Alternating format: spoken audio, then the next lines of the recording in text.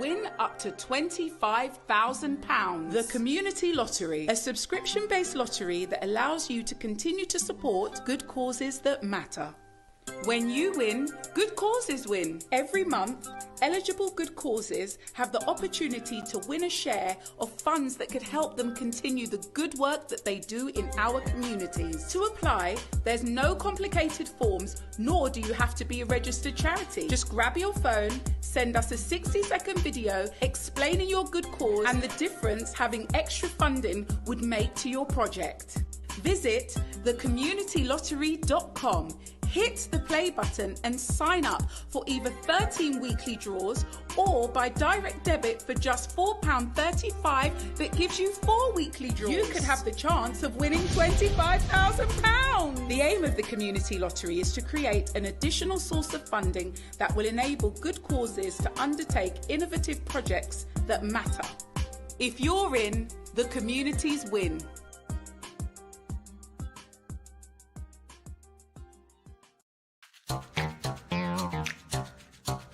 You ready? You got me running, got me running. Shake it, shake it, shake it, baby. Raise your hands up. Raise them up.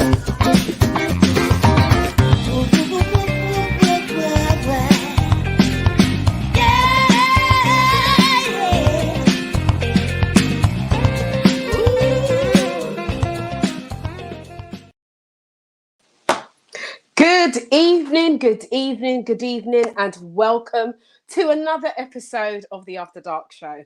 I am super excited today. We've got an amazing show for you. So, all the singletons in the house, let me hear you say, yay! Okay, because we know that we've just had Valentine's Day. And so much has happened, so many calls, so many texts, so many messages about Valentine's Day. But what we have here for you this week is we have an extra special guest who is going to be talking to us today about dating, that very first date, how to get it off to a good start. We have Trey Ennis here, British born, but living in the States, and he's taken time out to come and talk to us this evening about our dating antics. But before we go into that, I want to just update you on last week's show. So last week we had the Red Letter Tuesday. Red Letter Tuesday was about a young lady. I call everybody young, as you know. And this lady, let me take my glasses off for this. This lady had sent in a letter and said, that there was no intimacy in her relationship with her husband, and that there had been no intimacy for 2.5 years into their 11-year marriage. And we were like, wow. So with myself and the panel, we had this debate. And there was a little bit of arguing last week, I must say. It was like, really? Anyway. So I have heard from our writer, and I can report this, that as a result of the show, my girl, and I'm going to call her my girl, decided to go on an excursion. She decided to play Columbo. Yes, and she followed her husband because we couldn't understand why there was no intimacy, why he wasn't interested, why, they were living like roommates. And it turns out that he was having an extracurricular activity within the marriage. So where it stands now is that the two of them are in conversation. They are trying to work the situation out. But our writer has messaged in to say thank you. Our conversation gave her the courage to take action. She wasn't taking action before. She didn't know what to do. And she decided, you know what, I'm going to lay wait him. I'm going to see where he's going. I'm going to see what he's up to. And lo and behold, she found out. Everything that's done in darkness must come to light. So we are here at the After Dark crew. We are here to support, and we are here to help. So if you have any dilemmas, any queries, any problems in regards to relationships, please do not hesitate to message us, and we will do our utmost to help you out. So that's last week's show, but this week's show, we have a special guest. So before I bring him into the mix, I am going to tell you a little bit about Trey. Let me just bring up my information. We are in a world of technology. Okay, so Trey Ennis moved to America in 2004 after his MBA at Cambridge Judge Business School to pursue a career in project management in a foreign country. He completed his relationship therapy license in 2018 and set out to create the First Date Fix, which you can find him on Instagram. Okay, at the First Date Fix. And he's helping people to master the first date and be successful from then on. He appeared in Cosmopolitan, 51 First Dates podcast, and the DBS podcast also. So since 2018, he's helped over 67 people get into serious relationships, 3 ended in marriage. He enjoys walking his dog Edmund, which you may see this evening, and he enjoys playing basketball, reading, and completing yard work. Now we have a little clip. We want to tease you a little bit before we bring in this handsome man. We want to tease you a little bit. So we have a clip for you of Trey in action on his on his Instagram channel. So, Mr. Technician, can you bring What to do if you're alone on Valentine's Day? Order your most favorite deliciously unhealthy dish. Avoid love triggers. No rom-coms, no love song. Make plans. Give a gift. No negative self-talk. You are enough. It won't always be like this. Be optimistic and focus on self-growth. Don't be a hater.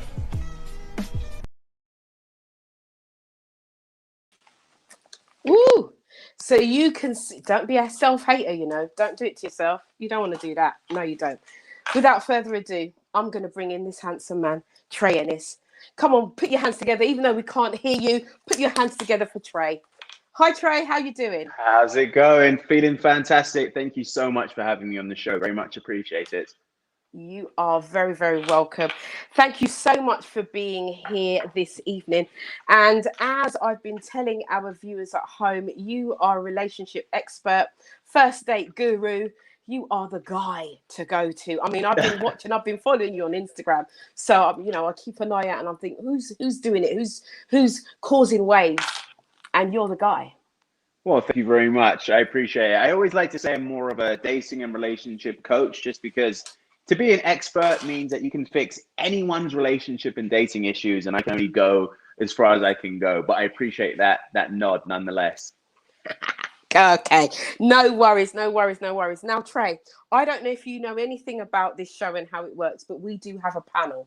We have a panel of, they are not experts, they are just ordinary people, but they are here every week. Let me just give you a brief overview of how this show started. This show started at the beginning of lockdown, the first one last year in March. And I was having a bit of a rant at Boris Johnson. I went on social media and I was like, yes, I was. So I was like, what? So is Boris going to send out the pum pum police? You can't have no one in your house and all these things, you know? That's what it was about. Yo. Yeah. So it's a show like that. You can talk freely. So as a result of that, this show started going on through Zoom, and it's grown and grown and grown. And now we have the After Dark show, and it's a relationship show. We talk about all the elements of relationship. So this is how it started. So we have a panel, and they are here, and all the panel members this week are single. Okay. They're not, I don't believe they're singlish. And singlish means, with a bit on the side. Oh, we know. A bit on the side. Yeah, bit of this, bit of that, bit schwa. Yeah, that's right. So these are truly single people. And so I'm going to bring them in to the mix now and introduce you to the team. Okay, who have we got? Hey, Faye, this is Faye. I try again. Good to see you, Faye. Good to see you. Always a pleasure. Thank you, and you? Hey, Kels. Hey, Yeah, what up? What up? What up? What up? Hey, I'm good. Hey. And we've got Delroy. Hello, Trey. How's Good it to meet going? you. I'm fine. Good. Blessed, And we've black, got and highly favorable. And we've got Lolly. Thank you. And Tony.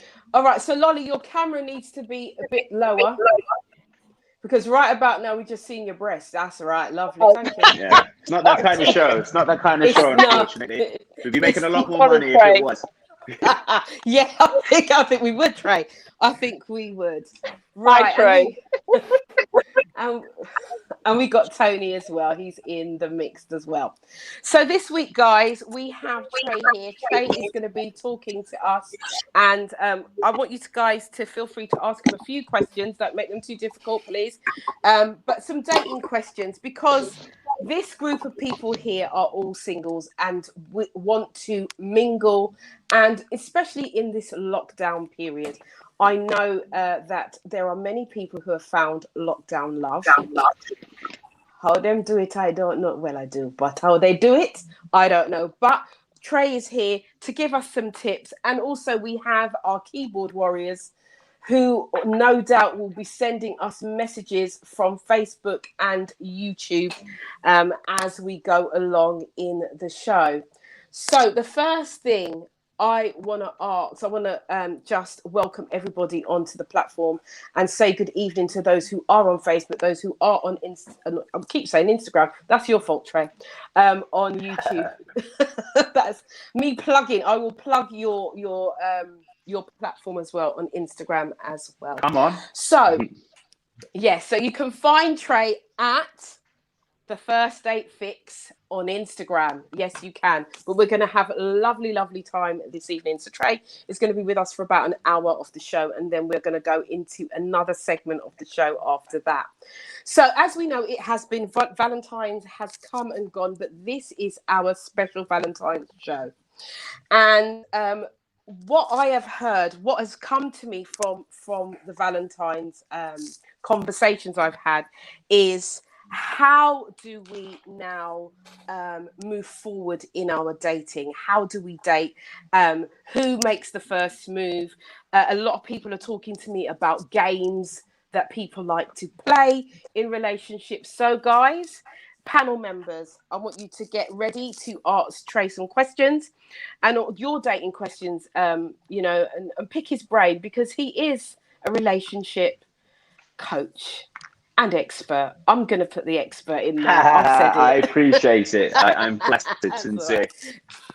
Well, that's the new way. That's the new terminology now, isn't it? That's what they say. When you're on platforms like this. But it's down to. I do believe that even as an expert, it's down to the person that you're working with to go into action and do what they need to do to make those changes. So if you don't action the steps, then you're not going to have the outcome that you want.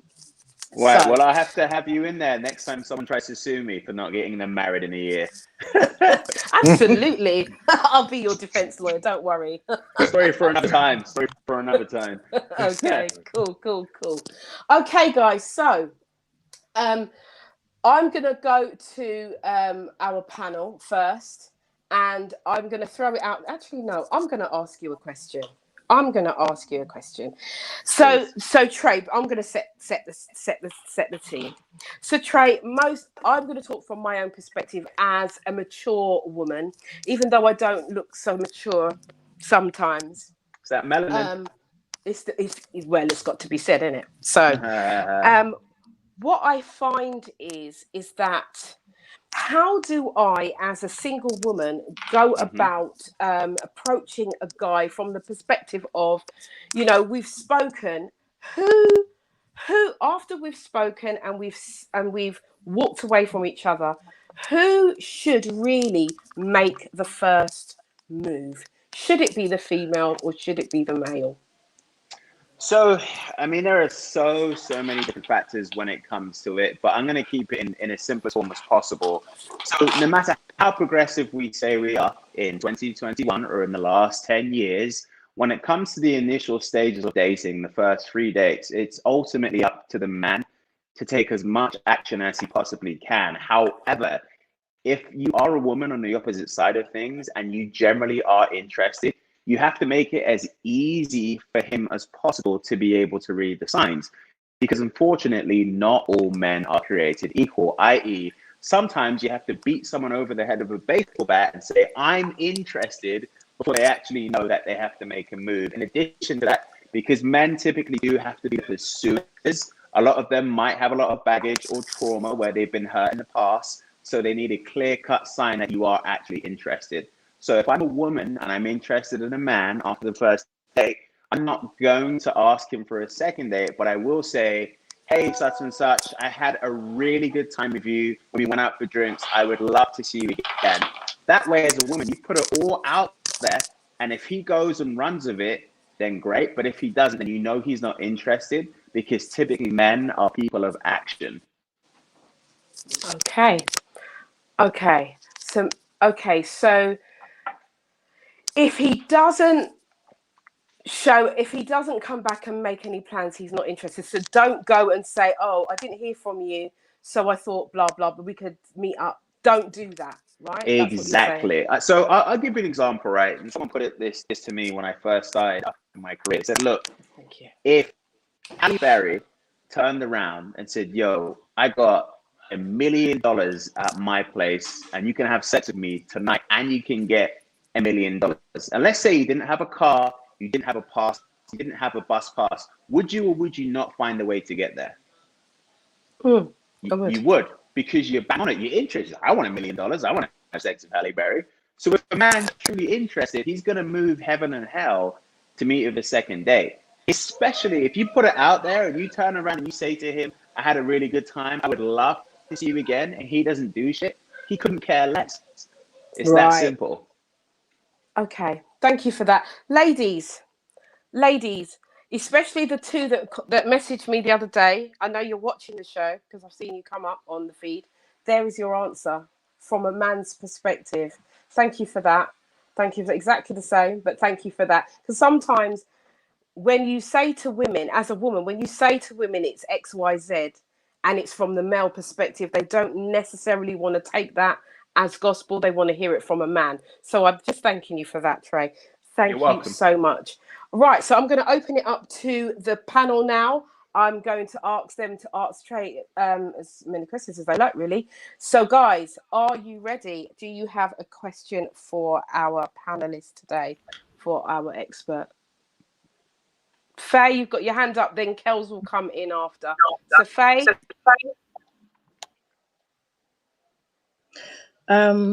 Right, so I'm finding it difficult to even get to the dating stage. I'm finding that men that I'm talking to at the moment or have been talking to in the past, their conversation kind of dries up after a little while.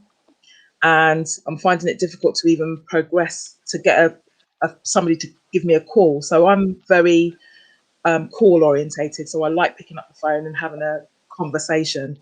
I seem to have trouble or be finding people who just don't want to have phone conversations, and then it kind of puts me off. So then I kind of blank people after that, if you like, because it's one of the things that I like. So if you're not giving me the telephone conversation, then I kind of get, I'm not a text conversation person. I'm a telephone person. So when I make that clear, and then they revert back. But I seem to be finding people who are just constantly texting, and I can't do the text. Any tips? So I think, in those situations, what we're having is, and I like to call it conflict communication, where your specific way of communicating doesn't necessarily align with someone else's way of communicating. And I think it's very interesting because this is before either of you have even gone on the first date, which means you're not really going to know if you're going to hit it off with that person anyway. So if you have to have an audible phone conversation before you meet someone, that is going to alleviate a lot of opportunities that you might be missing out because you're so fixed on one form of communication. Now, I don't necessarily think that your form of communication is bad, but I would entertain at least one date, whether it be a video chat or whether it be actually meeting them for a coffee or a drink, just to see if there's a spark.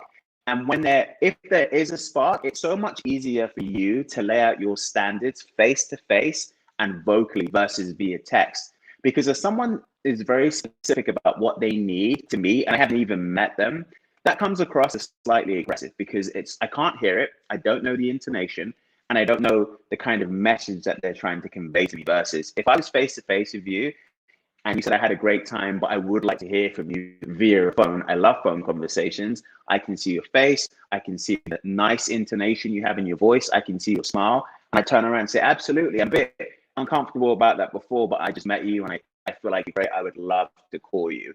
So it just really depends on what kind of give you're willing to sacrifice in regards to two people's kind of communication style. Thank you. You're welcome. The other thing is, in this lockdown situation as well, I'm trying to be creative with going out for walks and coffees, and again, it's the kind of thing where I don't know, people are just not receptive to that either. They're just not receptive to the different ways in which we have to now date because there's nothing open. So we now have to have a conversation in the park or grab a coffee, or how do I maneuver that too? Because, you know, obviously until we're out of the lockdown situation, and, you know, we can't go in a restaurant and we can't go to a bar or something like that. You know, I'm loving the paradigm of dating in a pandemic because I feel like it really thins out the herd anyway. To be blunt, I think a lot of people before the pandemic really didn't know how to date, and a lot of people kind of trash because they were using going to a drink. They were using a fancy date as a crutch because a lot of them didn't have personality. So I actually think when it comes to dating in the quarantine, just keep it simple and say, let's just do a video chat. That is the bare minimum. No matter what happens in your relationship, no matter what happens when you're dating someone, the only thing you're both going to have is your scintillating wit, your conversations, and your communication. When the chips are down, when the sex is out the window, when there's no money to be spent, when it's just you and him and you, the only thing you're both ever going to have is your communication, your banter, and your wit. And if you have a video chat with someone and they can't do that bare minimum, then your moment has already been decided, and you never had to leave your house. You never had to get COVID from them. You had an hour video chat. I recommend everyone do a video chat because the mere notion of you offering a video chat to someone, if they turn it down, then they were never really that interested anyway. Those people who are truly interested would lap up the opportunity for a video chat. But if they say, I don't know, I feel a bit awkward online, I don't really know, they're not really that interested because, like I said, the person who is truly interested in you is going to want to get to know you no matter what. So unfortunately, in this pandemic, it's going to be significantly harder to find someone that fits that criteria. But when you do find someone, it's going to be more concise that this is a person that might actually be worth your time. Thank you. Thank you so much. You're welcome. Yeah, this is going to be... Yvonne? Can't hear you, Yvonne. Can you guys hear me? Yeah, we can hear you, Kels. Okay, I can hear you. Okay, I'll just carry on. Yeah, this is going to be very interesting because you hearing it from a female point of view and now from a male point of view. And I think this pandemic has done me as a man a lot of favors because my spending is just dropped. And it's a profit. You know, it's just dropped and it's been stripped right back. And I do love talking, Faye. I do love talking. I'm not trying to now make this as an advance. Okay, there are some men out there that do like to talk. You know what I mean? Faye, you're like a big sister to me in that sense. You know, there's some things that I can maybe want to do. You might take some Ray nephews to show me some stuff. I don't mind that. You get me? You know what I mean? We've talked about that, yeah. But I think I think the pandemic has stripped things right back, and it's definitely when you're on a dating app, you can talk in length, and you can go to the park, you can go on a bro's bike, you can go for a walk, you go for a coffee and talk. You know, and Mr. P is not on here because he's not single, but we have like a good bunch of us that we talk about things like this, and he's like the senior of us all, and he says to us that when he was dating a long time ago, he would go on, like, you see somebody for like 6 times without even buying anything, or might buy a drink or coffee, stuff like that. So you strip it right back. But anyway, this is my point, is that your opening, if it was a promo, I'm not sure exactly what it was, it seemed as though that was really catered for the men, because it was things like, if you're in doubt, if you haven't got much confidence, that's not something that females really need, because it's the men that's approaching the women, right? So I think it's really, it is really more therapy in a sense for men, at the same time as well for women, because some women I've spoken to, and it's like they just demasculate a man, okay? And so some things that they say, it's like they've got to be taught as well how to respond and to be careful on their responses. And sometimes it's like they just expect too much. They expect so much. You know, it's like women, well, men just need about 6 things. For women, it's like 101 things. And if one of them is not on there, you're in trouble. That's how it feels like sometimes. So it's just having that discussion with you in a sense. I've heard what Faiz is saying. It's great. It's just finding that guy that does like to talk, that does resonate with you, because he's out there. Because I'm here, but you're like a big sister to me. Get me? Right? So it ain't gonna happen like that, right? Okay? Right. But they are out there, you know.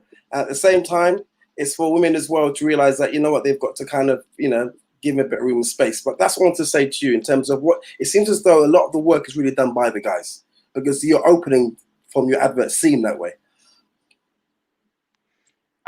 Yeah, I couldn't agree with you more, Kels. I think what you're saying is, it goes back to the point that I was making when, you know, the things that women ask of men in the initial stages of dating, you want to at least wait to meet the person, or at least have a face-to-face video chat, because then it just comes across better. Because you talked about, you know, emasculating someone, you know, when you say things like, if your tone doesn't come across in a correct way, then you're going to come across as aggressive.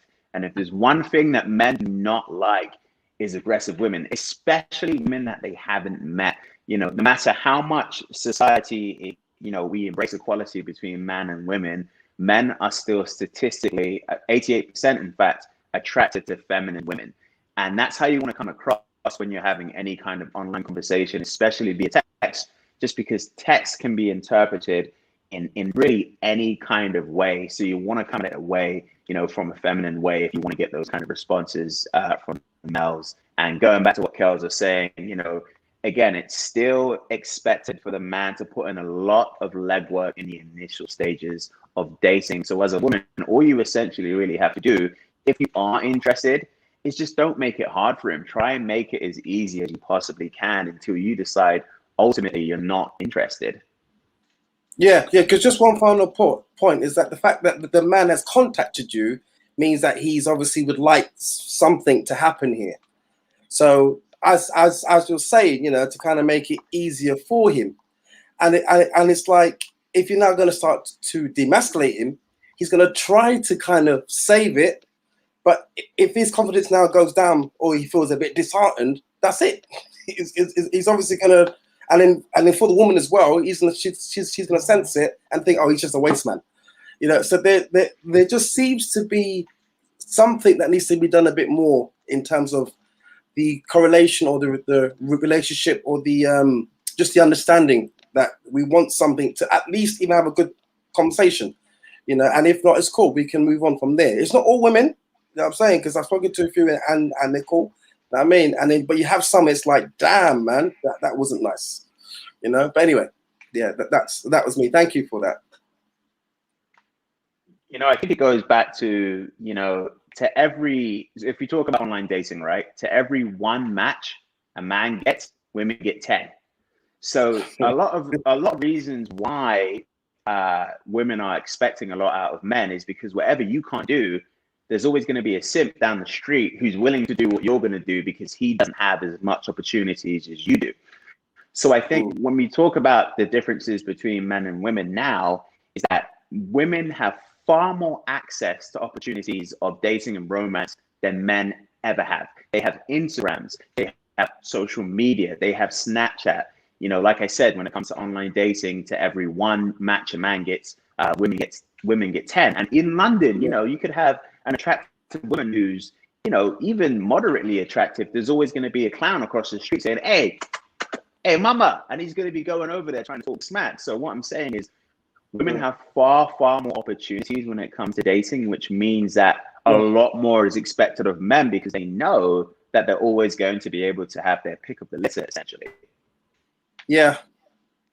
Okay, I'd like to come in here and ask Kellyanne a question. When you say these women are demasculating you, or men, what do you mean, and in what way? How are they doing that? So that we are all clear, so the women who are listening can understand where you're coming from. Yeah. Okay. Okay. Yeah. That's the next. I've got an example.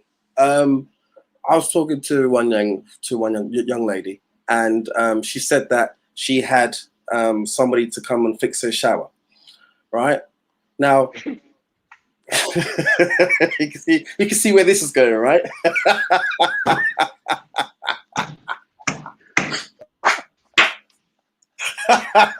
I told you, man. I told you this is going to be a very interesting show. It's going to be fun, especially after Fate, right? And then I saw it as a situation, because I'm a talker, to start fishing. So it's like I said, so, you know, somebody coming to fix your shower head, right? So I'm fishing to see if, you know, I'm kind of more doing indirect conversation. She's thinking that I'm actually wanting to lay out my services to actually come and fix it. I actually wasn't actually putting that across because I don't know where to say that. I'm just saying, is there somebody out there just so that she can maybe like kind of get it, right? And then so what happened after that was we then start talking about what women can do, what men can do, and I'm all up for women that can do things for themselves. You know, I can cook, I can clean, you know what I mean, I can paint or whatever. Also, that's a man's thing anyway. I can do things that women, you know, will be maybe thought of doing. But when you're single, there's all things you have to do for yourself. So I was like, yeah, women that can fix a car or paint, great. And then I turned around and said that at one point I couldn't paint my mum's passageway. So I got somebody to do it because I was too busy. And it was a woman that came and done it. I saw it on Instagram. She just came at the right time. I saw her work. I said, yeah, that's great. Come and paint it. And then she turned around and said to me, oh, no, that's not good. You know, you should have been painting it for your mum. And I'm like, well, I was too busy to do it. Oh, yeah, but basically, you know, that's the man thing. I wouldn't trust you to actually come and fix my shower then. Ooh. Ooh. I then had to say to her, listen, if it's Stormzy, Idris Elba, if it's John Boyega, we get busy, yeah? We want to paint our mum's passageway, but we're doing things. So we'll get somebody else to come and do it. Even if it's a woman, it looks like she can actually do the job. We just want the job done. Okay, so I'm not going to really put it down to a sex. It's just that I was busy. I've painted my mum's passageway or hall room or whatever before, or sitting room, but this time I couldn't do it. And then she wouldn't pull that one out. And I just thought that wasn't good. I thought that was just disgusting. Like, so yeah, go on. How I'm confused. That is demasculating, by the way. That is demasculating. So that made you feel emasculated? Sorry, emasculated. Sorry, I said demasculated. Yeah, definitely. Of course it would. Because you're talking about my mum. I am not able to go right now to go and do something for my mum. I've got somebody else to do it. And you turn and say to me, oh, but she's your mum, though. You should have trying to make time for her. I'm like, well, yeah, but I just couldn't do it at that time. Okay, is that not just an opinion, though, Kellyanne? Are you being sensitive here? I'm just asking. Okay. Are you being sensitive here? Because it was it's her opinion, it's her view of the world, right? She feels that, look, I'm a mother, I've got sons. If I want the hallway done, painted, and they say to me they're going to send someone over, they send someone over. It's no big deal. And if I said, well, my son said it's no big deal. So I'm just trying to understand why that statement would emasculate you. Right. If it was the other way around, where the woman turned around and said that, oh, I would cook for my dad, but I went and I got somebody else to go and cook instead, and it's seen as a female thing, and it's like, oh well, no, hold a minute, you should be doing that because you're basically a woman. I would never say that. It would, to be honest with you, if someone said that to me, that would not bother me. Yeah, but that it wouldn't make me feel less feminine. Put it that way. It wouldn't make me feel Yvonne, less that feminine. might be you, and you do have traits of that would be alpha as well. Yeah. Okay. So. Oh yeah, definitely. There's there's no denying that. I'm saying that if I'm speaking to somebody for the first time, I'm going to be careful about some things I say, and I don't think that was the right time to pull that one out because you're talking about. Okay, I'm going to say this, right? I'm going to say this outwardly. I don't see it, right? In my view, I don't see it. But I think you're being a little bit sensitive, because, and that's just my opinion. The people on the Facebook and on the YouTube, they can put their comments on, and whether they agree or disagree, it's up to them. But I'm just going to throw that. I'm just saying it's the first date. Yeah. So for the first date, that's you. That's Yeah, especially on the first day, the opinion don't matter. These people, we're not these are new. Opinion. We are talking about certain things that would be kind of like a male role or female role. You know what I'm saying? And then there's certain things I wouldn't turn around and say to a woman, "Oh no, you shouldn't be painting, or you shouldn't be flying a plane." Like, why would I say something like that? I mean, that's just sexist. I think you're just being sensitive, but we're going to move on. We are going to move on to Delroy. Delroy, do you have something? Do you have a question? Let Tony go. There you go. I haven't got a question quite yet. You know, I'm listening first, but I have a question shortly. I'm thinking. We're getting a lot of feedback. Is that your mic, Delroy? Is that your mic? Most of it is. Yeah, if we put ourselves on mute, I'll put on mute. Kel's mute. All right, can you hear me now? Hello? Yeah, we can hear you. We can hear you, my brother. Okay. Oh, have we lost? I didn't realise that we'd lost Lolly. Maybe our internet's gone. Okay, so we'll carry on with the conversation. I don't think Tony's got a question either. He was saying he hasn't got a question right now. So, okay, so Trey. There's a thing about as Kellyanne brought up about feminine and masculine energy, and Kellyanne quite rightly says I function in the masculine energy, and I don't know if you know anything about masculine and feminine energy, but the one thing I do know is we all operate with both. Right. One sometimes is harsher than the other. Sometimes it's balanced, and sometimes it's not. So, how from that perspective of my response to Kellyanne, in terms of, because one of the things that I recognize in dating and what females say to me is that they feel that men are not as masculine as they would want them to be. It's like it's all of men want women to rub them down and pacify them, make them feel, really big them up, and some women are feeling like they haven't got time for that. If they're in the relationship, it's one thing, but through the dating experience, that's not what they're prepared to do. What do you say to that? So, I say this to everyone, but you can't have it both ways, men and women. And I'm going to type by both sexes. You can't have it both ways. If you're a man who likes a woman to be feminine, who likes to cook a meal, you like her to wear high heels and a nice dress and blah, blah, blah, that's fine. You're allowed that preference. But if you want her to be that way, then you have to be masculine. You have to plan the date. You have to prepare. You have to call her up. You have to tell her when you next want to see her. You have to give her those compliments if she's making an effort for how she looks for you. So if you want a woman who's going to be significantly feminine, then you have to be significantly masculine. You can't have it both ways.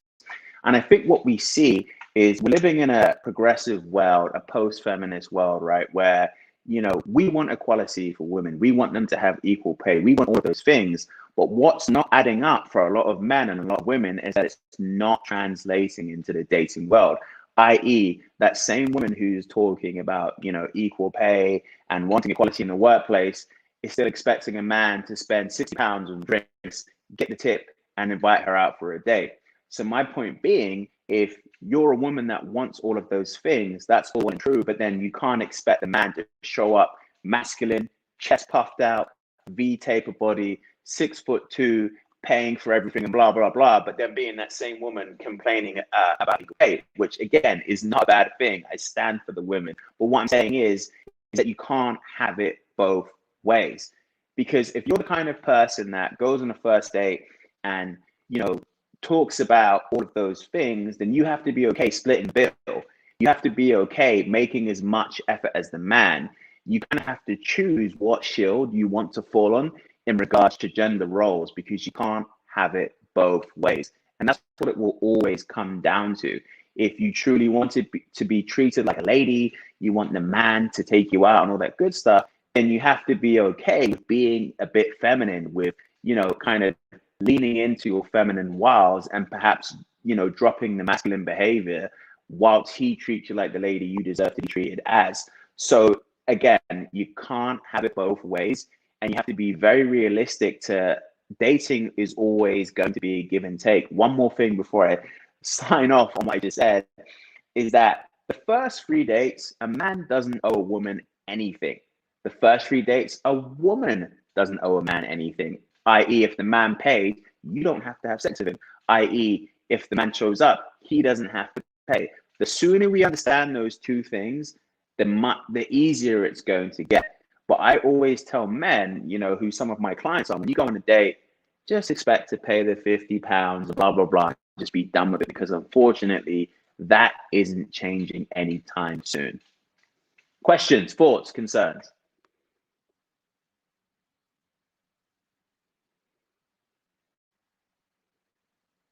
I can't hear anyone. What happened? You're muted, Yvonne. I'm muted. There we go. Sorry. There we go. Thank you for that, Trey. Thank you for making that very, very clear. Yes, I liked your answer. Thank you very much. Right. So Michelle says, what if the man is a man of, I think it's going back to what Faye was saying, but she's saying, what if the man is a man of few words, but you still like him? What do you recommend to bring out conversations? She said, asking for a friend. No lie. Yeah, whatever. The fact is, look, you can't change anyone. Like if the man's attractive, he's buff and he's everything that you want, but he can't have good conversation and you want good conversation, you're not going to be able to change that. You can't. People only change when they are actively making decisions to change. Now, here's the thing. I've had this happen to me a few times. I have a 3 dates or less rule for everything. 3 dates or less for any kind of kissing. 3 dates or less for any kind of spark. 3 dates or less for any kind of conversation. I give it 3 dates because naturally not everyone is an extrovert. Not everyone is very comfortable bearing their soul and being vulnerable about when their cat died when they was 8 years old, right? Everyone's different. So what I'm saying is you got to give it to at least the 3rd date to adequately judge if someone's the right fit for you. I've been lucky enough to be in relationships where the first 2 dates, there was kind of good conversation, but there just wasn't a lot of banter.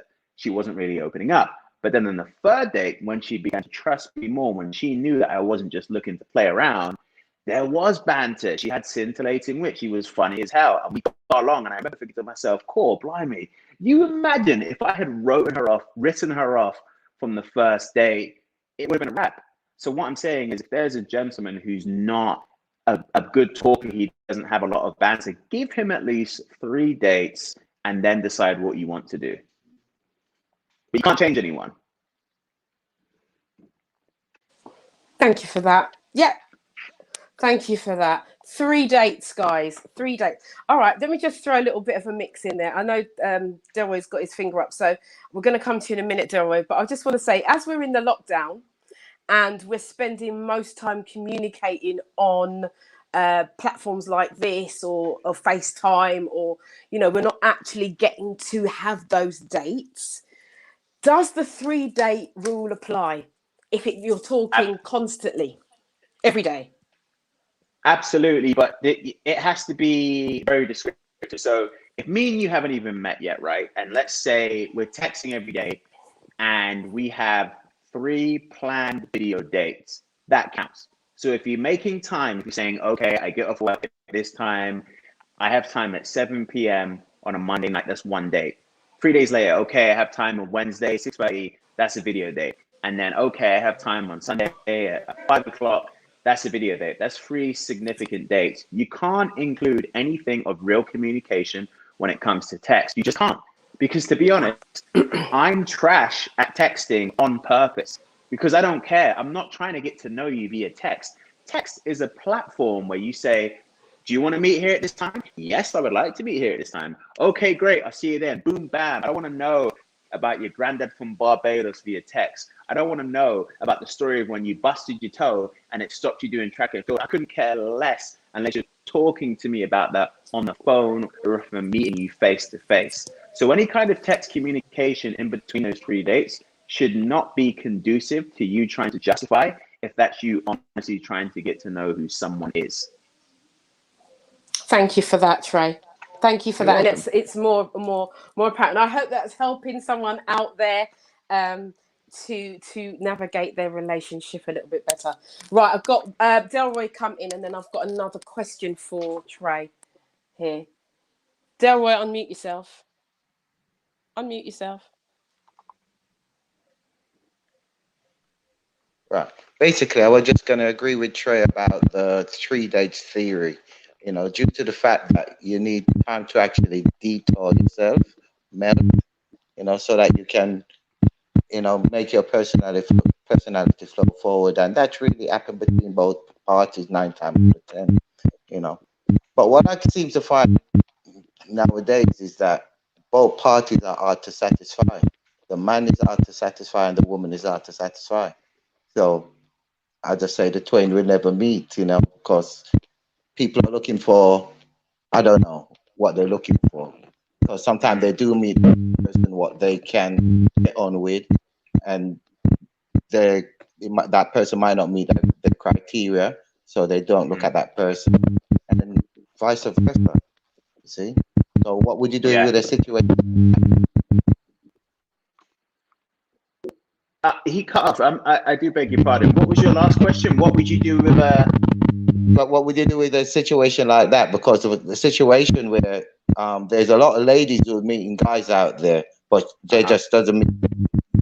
Personality-wise, they're okay. Same thing for the guys, but they just don't meet the criteria. So what do you do with that situation? So, unfortunately, dating right now is harder than it ever has been. Like, competition has just been rife because we have so much access to so many things. And what we're finding right now is, as much as online dating is hard for a lot of people and a lot of people don't like it, there's a lot of data that supports a lot of theories that we've had for decades, right? i.e., essentially, the people who have the most success in online dating are the top 30% of people. But because of the top 30%, what I mean by that is that most people on online dating are the top 30% of attractive people, i.e., the people who look good, the people who are in shape, and the people who have a high ranking profession on their dating profile. So what I'm saying is, because of that, you might have someone who isn't in that top 30% who sees a lot of that and they feel like that's a standard that they should be having. The problem we're having right now, to be frank, is that people are trying to date up. And to be quite frank, they have no reason to, because you should really be dating people that are on the same walk of life as you. For example, I have a lot of clients, to be frank, who are, 45-year-old men who are trying to date, 22-year-old Instagram models with a fat ass and a big pair of boobs. But because that's what they see a lot of on online dating, they want me to help them get that person. And this man might be 44, out of shape. He's a bus driver. And let me be clear, I'm not slamming that man for doing that. But what I'm saying is he's dating someone that essentially would mean he's dating up. and he needs to go for someone who's in the same realm of life as him. It's okay to have a high criteria, but what does it look like if I'm a 50-year-old man who's overweight, who's looking to date someone who is in shape, who's 25 years of age, who has a great job? What do I have to bring to the table? For real, what do I have to bring to the table? A lot of people are asking for things that they can't give. My granddad used to say to me all the time, expect what you can give or shut the hell up. If you expect something for someone and you can't provide it, you have no business asking for it. It's that simple. And the reason why a lot of people are single right now is because they're not looking in the mirror and being realistic with, one, what do I have to bring to the table? Two, what issues do I have to fix with myself? And three, am I asking for things that I can't give? No one asks himself that question, which is why a lot of people are single right now.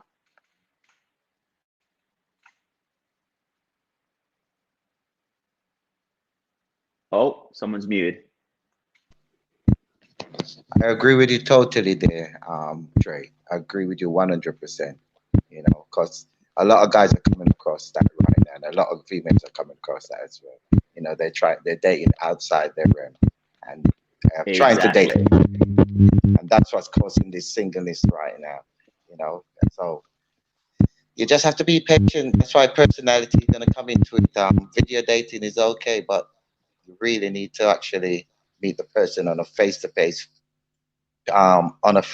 basis to see how really serious they really are about life, because there's much more you're going to ask when you're speaking to them face-to-face than even through video link. You see what I'm trying to say? You know, because your body language let you see what they're thinking more than through the screen, you know, through video link, you know. But when you're speaking to them on a personal level, their body language makes you know exactly how they're thinking. That's what I think. Agree with you more. I think I always push for at least video chats in the pandemic. I think body language is everything. But like I said, we have too much access to Idris Elba's and Lori Harvey's and Beyonce's and all these other people, men and women, and we're looking at these people and we're thinking, I'm going to find someone like them in real life. And you very well might find someone like that in real life. But unless you have the tools, the personality, and the means to match what they're putting out there, you're going to find it difficult. That's why whenever I work with clients, I give them a 6-month program for things that they have to do, because dating has never been more competitive, because we live in the age of information, we live in the age of instant gratification, and we live in the age of accessibility. So when you turn around and you think to yourself, well, I've done this and I've done that, and I can give you this and I can give you that, there's always going to be a bigger fish. And we don't know if that person you're talking to is even talking to that bigger fish, or is even entertaining that bigger fish. So going back to what you said, you have to lead with your personality. You have to be as genuine and authentic as you possibly can. And you must constantly be working to better yourself. When you're single, your lifestyle, your body, the way you communicate, the kind of family you have, the kind of personality you have, the kind of people you listen to, everything is a brand. And if you truly want to get that person in your life, you need to maximize your own brand the best way you can. I agree. Thank you for that, Trey. We've got some comments. Paulette Brown says, Dora, your body language is causing the echo on your microphone.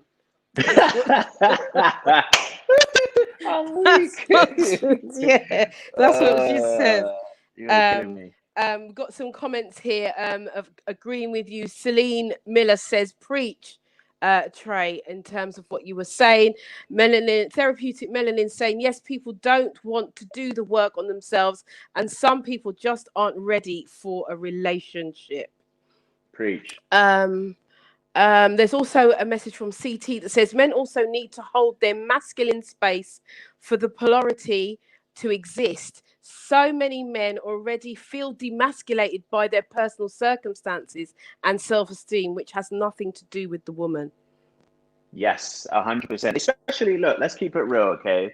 In the Black culture, you know, our grandparents, our parents, and I'm not going to speak for everyone, I'm not going to generalize, but most of us, we've grown up with a pretty masculine, I want to assume a pretty masculine grandfather, a pretty masculine father.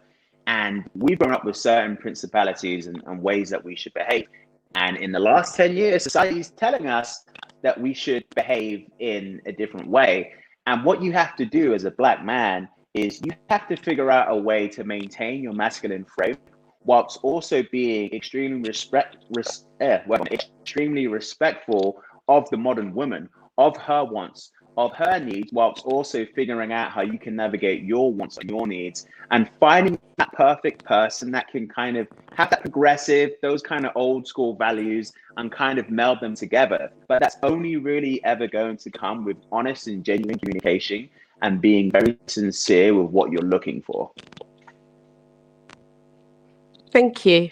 I've just seen some. I agree with you. I've just seen some other messages on another group. So there's loads of different platforms here, Trey, and there's lots of people messaging.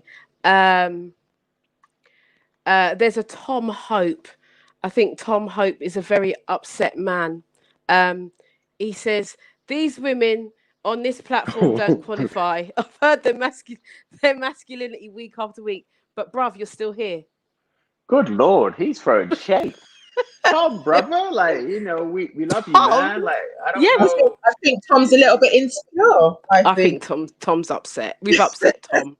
Tom, man, like, it's not. Yeah. Get some positivity. Get some positivity in there, man. Pull him up. You know what But I mean? you know what? He says he's heard it week after week. So therefore, you know what? He's here every week. So something's keeping him here. We love you, Tom. Tom's not having it. Love you, bro. Send in some good vibes, Tom. Send in some good vibes. Delroy, you had your hand up. Yeah. Delroy?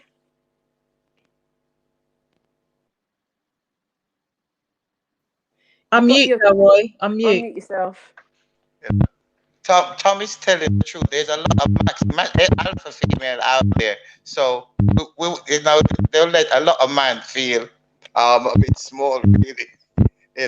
So at the end of the day, isn't that on the man though? Isn't that on the man if he's feeling small, not the woman? What's really happening? That's alpha female, because but this is what's happening. She's not leaving the alpha at the door when she come home. And she's converted to a female.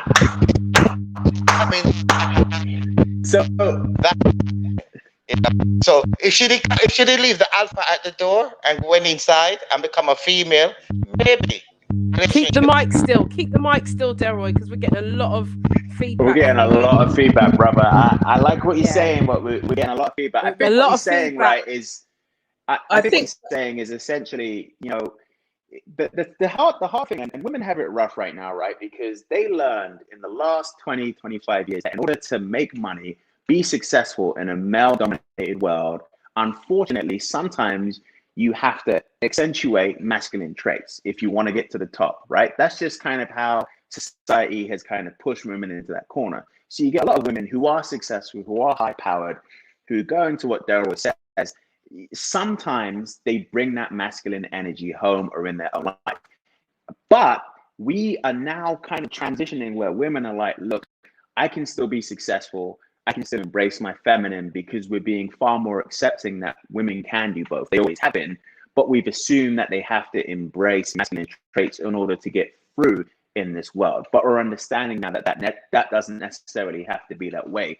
So going back to what Daryl was saying, essentially, if you are a woman who is significantly successful, you've got your shit together and you have to adopt those masculine traits, or you feel like you have to when you go to work, when you come home or when you're going on a date, just embrace your feminine, relax, and make sure you've chosen a male partner who's going to provide what you're looking for in terms of that masculinity.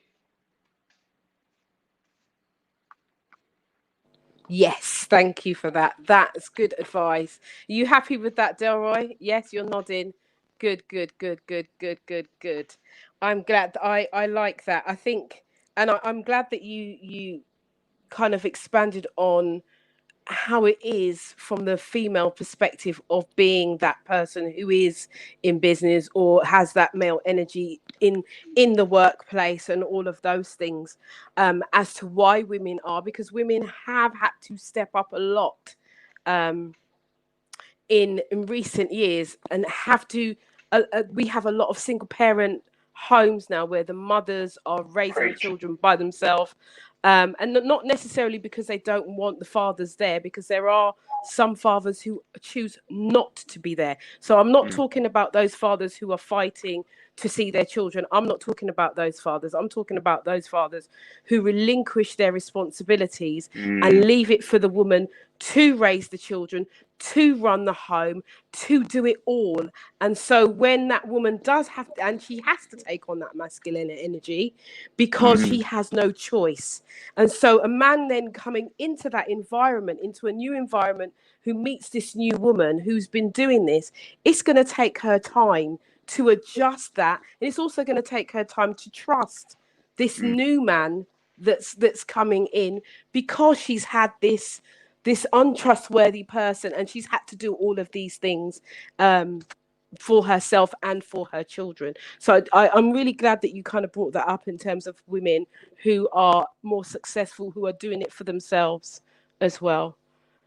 Yeah, I agree. I think you've hit on such a, I mean, we could have a whole discussion on it later, because I feel like, again, in the Black community, you have, you know, a decent amount of women that have had to raise a son by themselves, and they have no choice but to adopt the masculine. And that's I mean, God, we could talk about that for hours, but you raised such a good point in that respect. Yeah. Thank you for that, Trey. Trey, Kels is going to come in. Kels, come in. I know, Trey, you're on limited time. So I can stay in for 15 more minutes. Okay, cool. That's fine by me. Thanks for that, Trey. Kels, come in. Yeah, just a really quick point, just a bounce of what you were saying. I hope you can hear me, Trey, yeah? And Mr. Guys. The two women that come to me is Margaret Thatcher and also Joyce Mayers. They said the same thing. That both of them said the same thing. Margaret Thatcher and Joyce Mayers, the two men that came to me, and said that, you know, when they're out working or on the pulpit, they're doing their job, and they do come across as being alpha. But when they go home, they're wife.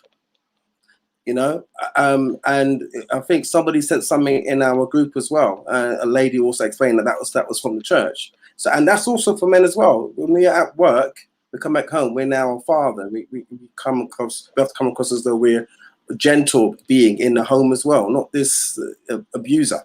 You know, that some people may think that men are, because not all of us are that way. So the point I'm making here is that, you know, women outside the home, they're doing their thing. When they come home, their wife, their mother, their whatsoever. So yeah, that's the two women that came to me when we had this discussion. Yeah, and ultimately, going off what you said, Kels, ultimately it will always go back to caveman days. You know, men, we are natural protectors. We want to fix things. We want to look after the people that we love. And what a lot of men struggle with alpha females is, well, if she doesn't need me, if she doesn't need protecting, if she doesn't need providing, then why the hell am I here? Why would I even be with you if you don't need me? And that's a lot of issue that men are having right now, because men want to feel needed. Men want to protect. Men want to take care of women.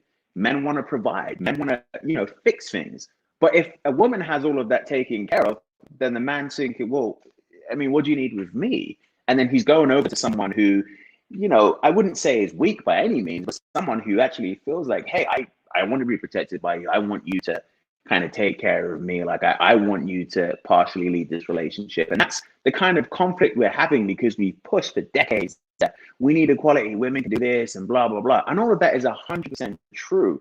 We're always going to stand for that. But a woman should never have to sacrifice her divine femininity just to get ahead. She can do that just by herself. And people like Oprah Winfrey, people like Beyonce have proven time and time again that you can still maintain your femininity, have a healthy marriage or a partnership, and lead from the front.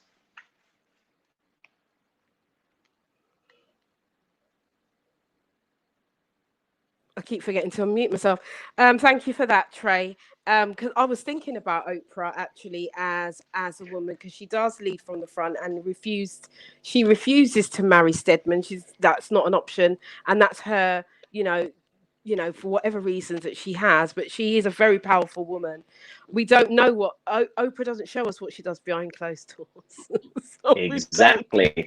we don't know, and we don't know what Beyonce does behind closed doors either, to be fair. But these are powerful women who are holding their own, and they're holding their space as women in relationships. So we know that powerful women can have relationships. I think there just has to be an understanding, and also I feel that their men have to be confident in who they are. 100%. Yeah, I couldn't agree with you more. And it really does go both ways. Going back to what I said, look, you can't have it both ways. You know, if you want that feminine woman, you have to be a masculine man. If you want that masculine man, you have to be a feminine woman. Both go back to you having confidence in yourself. You have to have confidence in yourself. That's why they say that most men statistically have the most success when it comes to dating and relationships between 28 and 35. The reason why is because they discovered who they are as a man. They spent a decade crafting their career. They spent a decade crafting themselves. They've been through experiences. That's why a woman who is in her early 20s is always going to have more options, because she can have the guy who's 22, just got out of college, trying to come up in the world, versus the guy who's 32, who's successful, who's found out who he is and is driving his own brand. So essentially, as a man, those years from 28 to 35 are going to be your best window of finding a relationship, because that's when you're the most sculpted, so to speak. So going back to, you know, what she was saying, it's critical that as a man, you go in there with maximum confidence and you don't date anyone until you feel like you've got your own life figured out. Absolutely. Thank you for that, Trey. I'm going to just bring Delroy in quickly, and then I'm going to go to another question. Yeah, I just got one thing. We're comparing our normal people like against Oprah and Beyonce. It doesn't work that way. You know, the majority of us are normal people.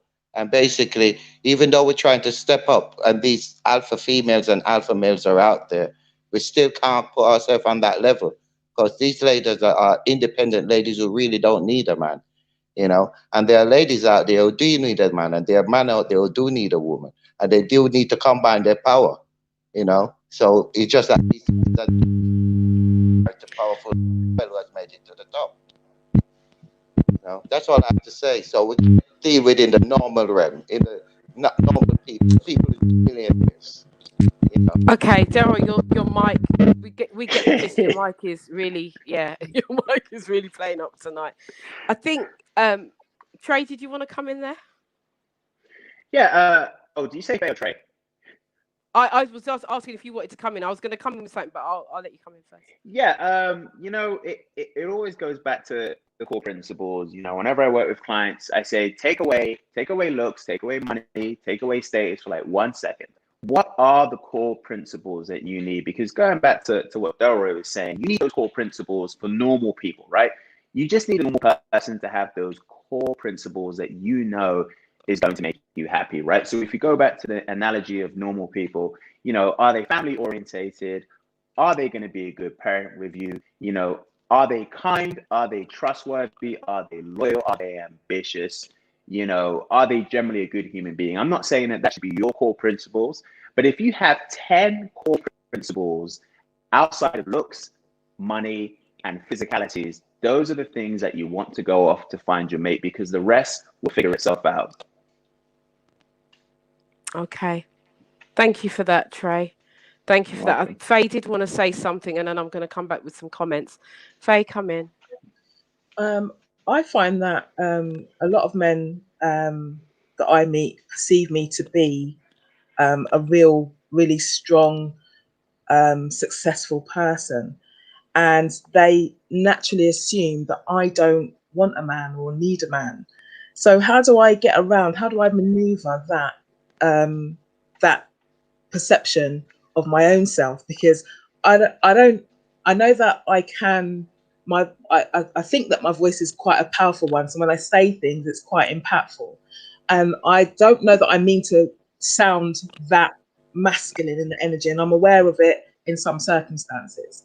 But there's this perception that when I meet someone, that I'm already because obviously I feel like I'm a very together person, and I'm very steady in my life. I don't have any baggage or anything like that. I'm portraying that confidence, but that confidence seems to come across as I don't need a man. And so how do I get over that I don't need a man perception that I appear to be putting out? Yeah, I would say just instead of worrying about you putting out the energy of I don't need a man, just say I need a man. But obviously not that direct. But you want to say it in a way that has a bit of panache. So if I was you, I would be in situations where if someone says to me, the typical cliche question, "What are you looking for right now?" You would turn around and say, "Look, I'm an independent woman. Like I like to think I've accumulated some success over the years, but that really doesn't mean as much to me as opposed to meeting someone that I can have those experiences with, as much as I've gotten to where I am today. I like the idea of being a man that leads from front. I like the idea of kind of working with a strong man who has his head together. And I'm totally okay with that. I'm a progressive woman, but there may or may not be specific gender roles I actually buy into. I'm not saying that you have to buy into gender roles, but if you do, just lead in with that and just be honest about the kind of relationship that you want. People from the jump are never being very clear with the exact relationship that they want. So they're either scaring the person off, or the person could want exactly what they want, but no one's ever going to know it because they wanted to play it too cool, because they didn't want to seem too desperate. There is a way you can manifest audibly what you want to that person with a high sense of panache without sounding desperate. Great stuff. Thank you for that, Trey. You're welcome. To answer your question, Faye? Yeah. Yeah. I think sometimes there is a judgment before some men even have a conversation with you.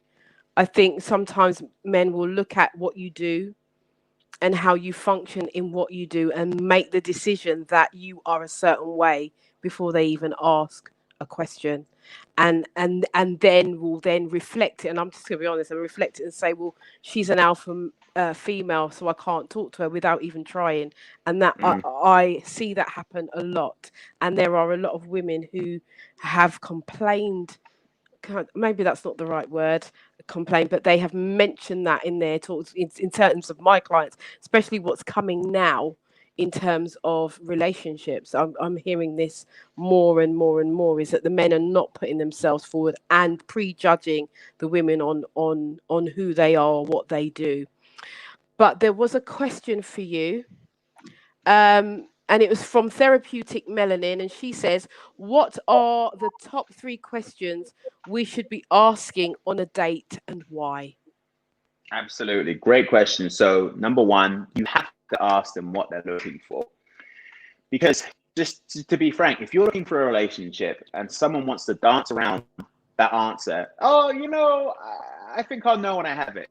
I think I'll know I want to be in a relationship after a few months. Like, if someone's going to dance around what you want, that's an immediate red flag right there, because you don't want to waste your time. Like, for me, I'm in my early 30s now, right? I always just say, what do you want? And if they say, I guess, I know when it comes, or I'm not really sure right now, I'm trying to figure that out. I'm like, honey, you're 28 and you don't know what you want. What have you been doing for 10 years of your life?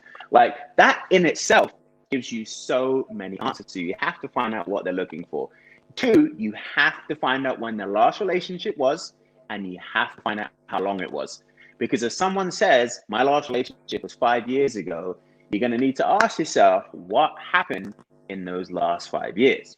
Or if someone says, oh, I was in a relationship 2 months ago, you'd be thinking to yourself, yo, you need to find yourself for at least another month. The body's not even cold on that person. Fix yourself before you come talk to me. And then you want to find, when you ask that question, you're also figuring out if they say, I've typically had relationships that last, 1 to 3 months. Again, I wouldn't necessarily say it's a red flag, but it's giving you a hint that you might be number 17 on the 3-month parade, okay? And last but not least, I would just say to them, what makes you happy? What are some of your biggest passions in life? Because if someone just says, oh, I work 9 to 5 and that's my biggest passion, well, there's your answer right there. But when someone talks about their passions, when someone talks about what makes them happy and you let them talk about that as long as they possibly can, that gives you such a big and large window into their soul. You can figure out exactly who they are, just by those 3 questions. The first 20 minutes of any first date should be you listening and them talking. That way you get the most answers you could ever have. Therapeutic Melanin, I hope that has answered your question. Hope you wrote those answers down. Trey, is there anything else you want to say before? Because I know we're on a time limit for you. So is there anything that you want to say? And plug yourself, sir, before I wish you farewell. Yeah, would definitely like to come in here again. I feel like everyone had some great questions. I love your forum. You can find me on thefirstdatefix.com. You can find me on Instagram at thefirstdatefix. You can find me on YouTube at thefirstdatefix. I release 3 videos on my Instagram every week. I release 1 video on my YouTube every week. Would love to help any of you who need some online dating advice. I usually do free consultations. If you just send me screenshots of your profile, I'll tell you what you need to fix. Most importantly, I just want to help every single person find love in any way, shape, or form. Thank you so much for your time, people. Trey, I want to thank you for being here this evening, and I will be calling you back. We'll be doing some other bits and pieces, so I will be calling you back. Thank you so much for spending time with us. Therapeutic Melanin says, thank you, Trey. Yes, great feedback also. So, guys, do show some love for Trey. Thank you so much, and do stay on the line because the show doesn't finish until midnight tonight. Trey, thank you. God bless you. Right, guys. So that was Trey there, Trey Ennis, the date fix guru. As he said, he's dropped some gems on here this evening. Patrick Solomon says, well executed. Therapeutic Melanin says, thanks, Yvonne. All noted. Thank you, lovely. Wonderful, wonderful, wonderful, wonderful, wonderful. We are going to carry on. Anthony McGregor says, yes, Trey. Yes, Trey. And Lolly Lorraine says, thank you, Greg. Great feedback. Greg, who's Greg?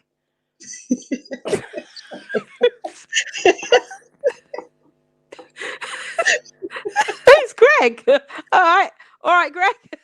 I don't know who that is. I think you meant Trey, love. I think you meant Trey. All right, so we're going to carry on with the show. And as Trey's gone, we are going to carry on with, hold on a minute. We are going to carry on with the conversation. We did have Theo, who was supposed to come back in. Yes, hold on a minute. There we go. Right. So Theo is going to come back in as a married person. I asked him to come in the last 45 minutes of the show. The reason being is because over the weekend, I've had some conversations around Valentine's and what Valentine's means and what its purpose has been over the last few decades. One of the conversations I had on Sunday was with a young man. And I call everybody my age young man. But this young man was saying, he was asking my point of view on Valentine's and why is it that so many females get so upset when their partner doesn't or isn't fully immersed into the whole Valentine's scenario. Therapeutic Melanin saying, is Trey single? I don't think he is. I think he has somebody. But if you would like to contact him, I'm sure he will tell you for himself. All right. So I'm not. She's laughing. I'm laughing as well. And Herbie's here also. Herbie's come to join the conversation. Right, so Tony Cox says it's a pagan festival. There's many things that, fireworks and all those things that people get involved in that's pagan festivals. So, hi, Alarine. Lovely for you to be here. So, my question is, my question in terms of this conversation is what value, I'm going to ask, what value does Valentine's or the day of love have amongst us now? And this is why I've brought the two. Herbie, you're off screen. Your camera's off, so I brought Herbie and Theo back in as two married people. Herbie's gone again. Just to get their perspectives as to why they may or may not indulge or have. And it's funny because it's just me and Faye as females. It's more of a male panel tonight. So guys, you can really say what you want to say, right? Really say what you have to say. Patrick Solomon says every day is Valentine's Day. Every day is a day of love. You know, I want to take the name Valentine's out because it's got so many different meanings. But the beginning and the end of it is that it's the day to celebrate love. It's not necessarily about Valentine's, even though it's called Valentine's. It's not necessarily about Valentine's, or people are not focusing on Mr. Valentine, Saint Valentine, or whatever they want to call him. People are not focusing on that. They're focusing on this day of love. So why is it more women are into Valentine's, or appear to be? Let me just correct my language. Why is it that more women appear to be more interested in Valentine's than men? Men, why is it? Is there any of you guys into Valentine's? Kels, are you into Valentine's? Yeah, I'm into it, but I didn't think that was the case, that more women are into it than men. I didn't kind of see it that way. I think that's the first time I'm actually hearing it like that. Okay. I think it's definitely a day that's recognized that if you have a woman or you have a man, that you're going to be doing something with each other. So it's almost like it's Mother's Day or Father's Day. And as somebody put in just now, it's like a reminder, to, let's continue what we're doing, which I think that's a nice thing to do. It's a nice gesture for whatever Valentine's mean, which we don't really want to go into that because that's another story in itself. But it's a really good token of expression to say, we're going to do this today and let's do this every day for the rest of our lives. So let's still continue doing that. Thank you for that.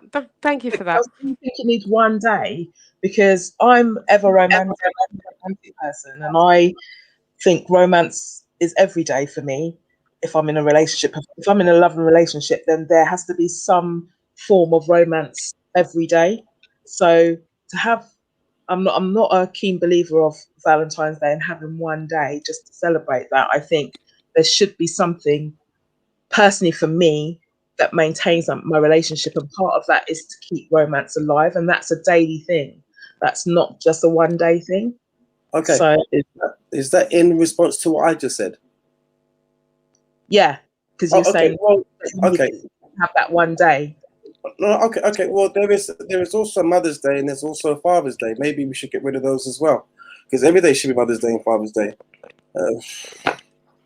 I agree with you, Kels. I agree with you 100%. With that sentiment with the Father's Day and Mother's Day, I absolutely agree. Yeah, I agree with that too. I do. Delroy, you got your hands up. So speak. Right, so Delroy, before you start speaking, because your microphone is terrible. I'm just saying, right? Not to make you feel bad. So I want you to think about what you got to say and say it as quickly as possible. So that, because the interference is a lot. All right. And I want to hear what you got to say. You're on mute. Okay, go. That's it.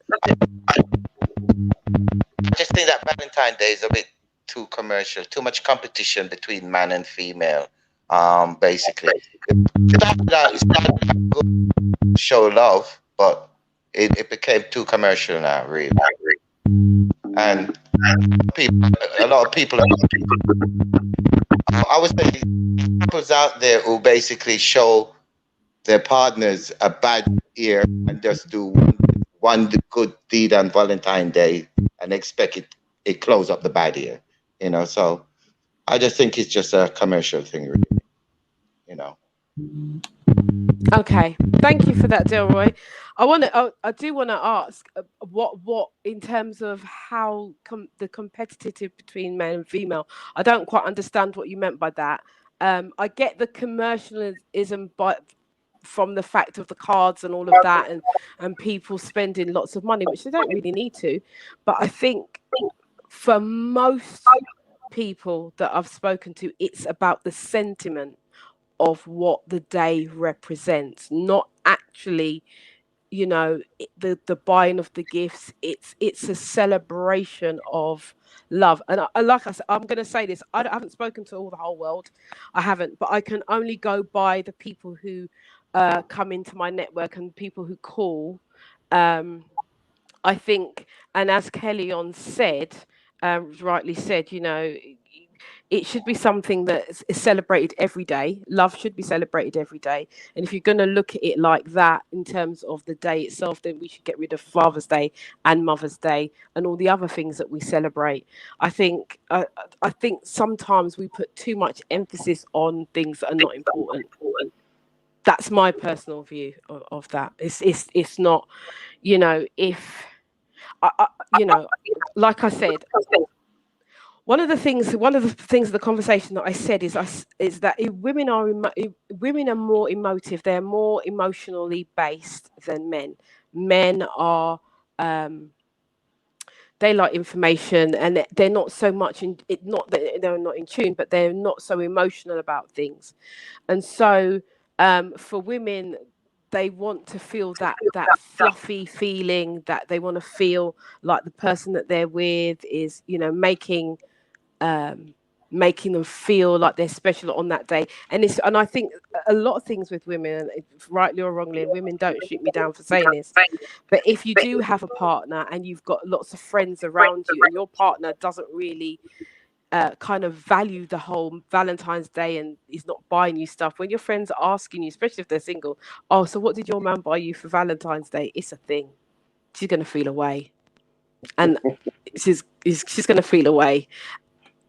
Rightly or wrongly, I'm not saying that's me, but I know that does happen. Delroy's shaking his finger at me. I don't know what this shaking means. So Delroy, come off mute. That's it.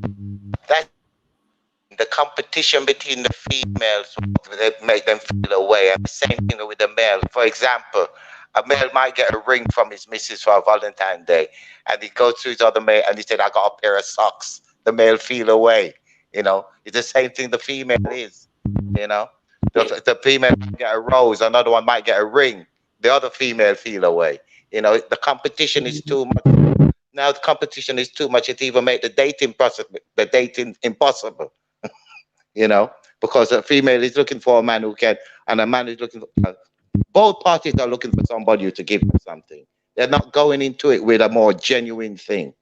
You know, they're not going into a relationship more genuinely. You know, so do you think that Valentine stops people from being genuine? Yes. I'm just asking a question. Yes. A question. Okay. You know, personally, if you're gonna celebrate a day, you celebrate the birthday, right? The day the day she was born to come into. Right, you're breaking up, Delroy. Delroy, your mic is breaking up. We can't hear you. If you're gonna celebrate.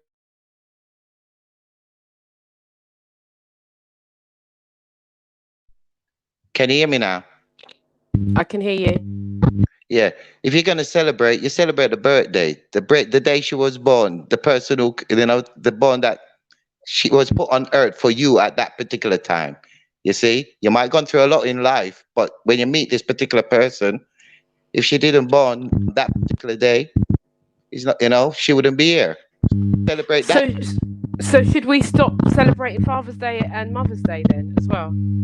Well, everybody have a father and mother. So That's if you want to stop. Everybody wants to feel love. All right, Delroy, we're going to have to take you off because your mic is terrible. Sorry, it's really bad. Or take it out completely.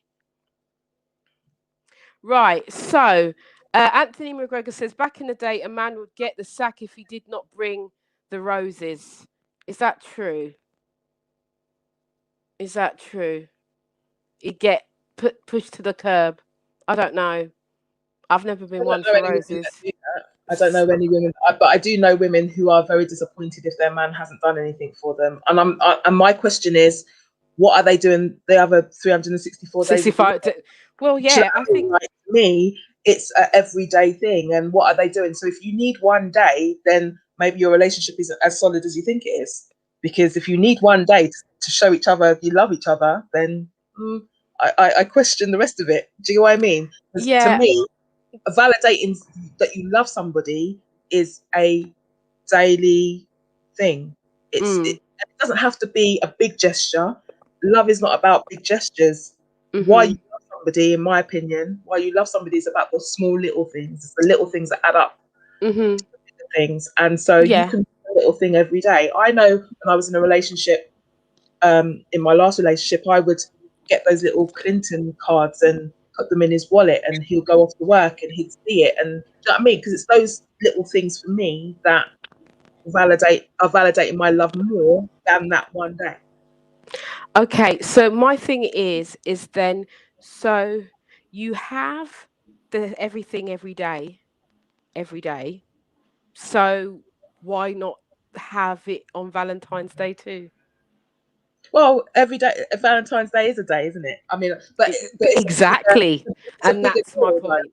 It's a bigger That's deal, though, isn't it, on Valentine's Day? It doesn't have to be a bigger deal. It's just part of what you do on a daily basis. Valentine's Day is hyped up, roses are much more money, cards, and all of these things that we're doing. Do we really need to have all of those things to express our love? Is the question. Is my question. I think that I'm going to ask Theo. Oh no, hold on a minute. Before Theo comes in, because Kels, you had your hand up, didn't you? You did. Yeah, no, I was just going to mention that, it'd be great if we had holidays every day, and some people can choose to live that way. I don't know how they will be able to pay their bills, but you do have bank holidays, you do have wedding anniversaries, you do have certain celebrations. I don't see the issue of, it's like sometimes it's just very hard to please humans, people put in certain days so that we can have certain days for something. It doesn't mean that you have to do it, as such. And it is terrible that somebody wait all the way for 364 days of the year for that one day. It's not going to be a good day anyway, if that's the day you're going to be choosing to show your love with somebody. I think they're just templates or just symbols. That's what I was going to say. I think we are maybe over analyzing this. That's my thoughts. Theo, come in. Thanks, Kels. I agree with you. Good evening, everybody.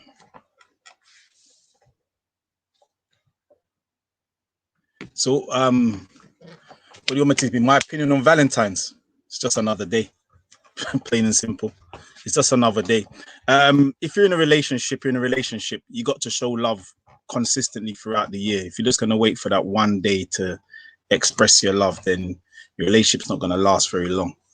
So it's about doing it consistently throughout the year. Some people go out and make a big deal of it. It's up to you as a couple. Everybody's different. So some couples make a big deal of it.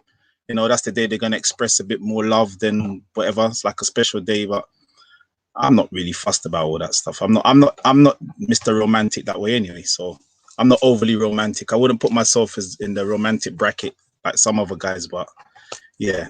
If I see something and I like something, I'll buy it for my wife. Doesn't matter what day of the year it is. I'm not fussed.